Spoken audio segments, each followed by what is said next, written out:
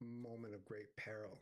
The minute I heard this, spending the time that I do amongst right wingers and reading right wing media and fascist media and understanding their imagination of the moment, which is, look, I'm not going to take away that they've lost one of their own, and I don't doubt some of them mourn him, but you also see a certain amount of glee rippling through that world. The language that I keep seeing is the gloves are off, everything's on the table.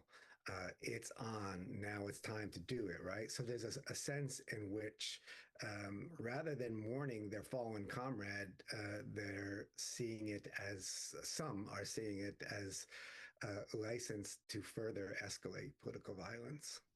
Well, Jeff, Charlotte, if you could just provide some broader context, explain who Charlie Kirk was and the kind of extremely broad influence that he had. I mean, some have commented that, in fact, he was more important for Trump than some of his cabinet secretaries.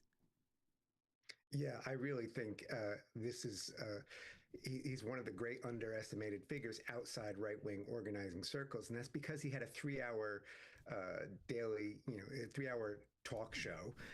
He had a bigger presence on TikTok than most political figures. And so he was misunderstood as an influencer, and he was that. But primarily and fundamentally, what he was an organizer. And a very, very effective one. Political analysts quibble over how essential he was to swinging so much of the youth vote to Trump. But there's no question that he was a huge, huge part of it. And he did that by transforming far-right youth politics in America. The previous organizations had always been built around ideology, rather it was a kind of a William F. Buckley conservatism or libertarianism. And Kirk's insight was absolute devotion to the great leader, cult of personality, a central tenet of fascism. His politics would change. His enemies were Trump's enemies, whoever that was that day. He was in so many ways, and I think Trump viewed him this as the son he really wanted to have. A figure of tremendous influence, and I think that's important for us to understand, because the scale of the right-wing reaction is going to correlate with that. Professor Charlotte, talk about Turning Point USA. What is the significance of this organization and his role in building it? So he founded it in 2012, and at the time he was kind of a Tea Party Republican. 18 years old, right? Yes, he was a young guy. He decided to drop out of college.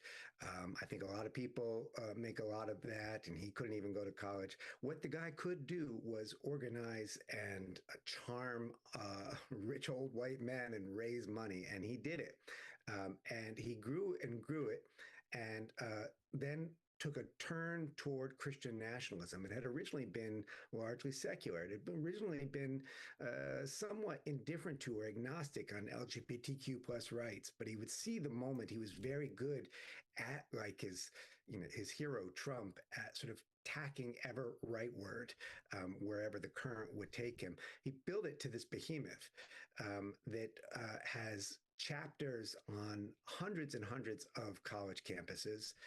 I think it's worth noting, because you're seeing some people saying, well, I disagree with what he said, but he was a champion of free speech. He died debating. Look, the fact that he was murdered doesn't change the fact that he also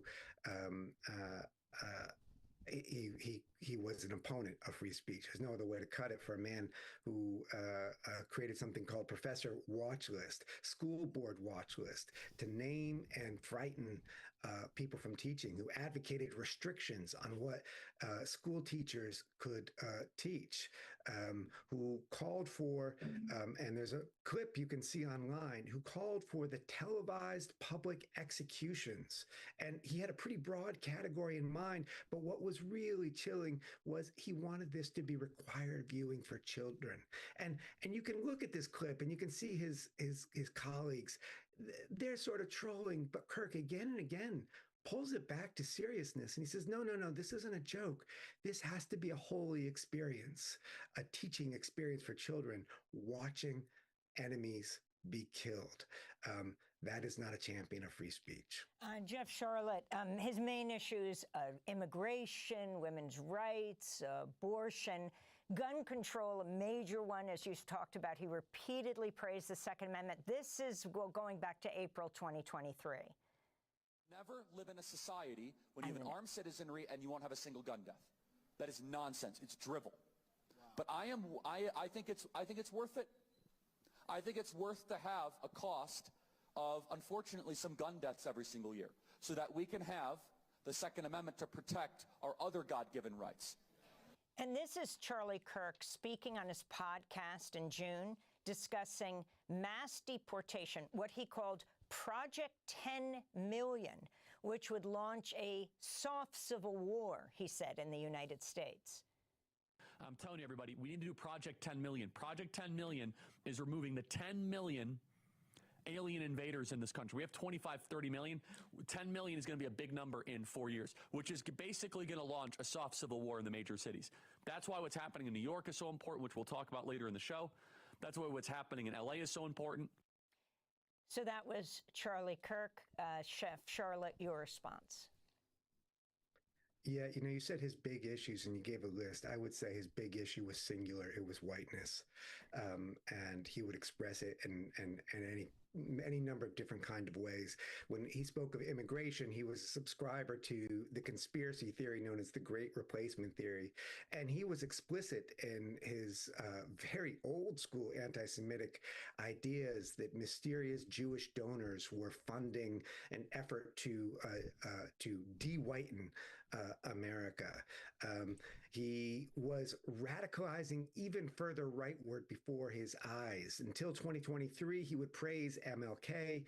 Afterwards, he started calling the Civil Rights Act one of the great wrongs of American life. And he would engage in openly racist talk, saying that I don't even like to give it voice, but saying that Black women didn't have the mental processing power to hold these positions of responsibility. And if you saw one in such a place, she had stolen that job. Again and again, it came into whiteness, and he clothed it in a Christianity that was unrecognizable to so many Christians of real faith. It was an extreme language, and as with Trumpism in general, it was mutating and moving ever rightward right before our eyes. Murder is murder. You don't celebrate it. You don't need to mock it, but you also don't euphemize. You don't whitewash the dead. Kirk did not practice politics in the right way. He boasted of fomenting the J6 insurrection. As I said, he called for televised executions. He used the most vile language. He practiced a McCarthyism on campuses. This is not free speech. There is no need in speaking. We can speak against political violence without somehow twisting ourselves around to defend others who spoke for it. We don't have to imitate Kirk's violent rhetoric, nor do we have to cover it up. We have to name it accurately. Accurately is what it was. We have to name the murder of Kirk accurately as what it was, an assassination, a murder. I said if my 20 years reporting gives me any credibility, a whole lot of people told me it doesn't. We're in a moment where I understand the anger of people want to celebrate it. They think, I hear people saying, what more can fascism do? There's already troops in our cities. We're already there. And I say, there's more they can do. There's more that they've written of doing. And the struggle is to, at every step of the way, name as accurately the moment we are in, such that we can resist the tide toward full civil war that people like Charlie Kirk seem to be interested in pulling us into.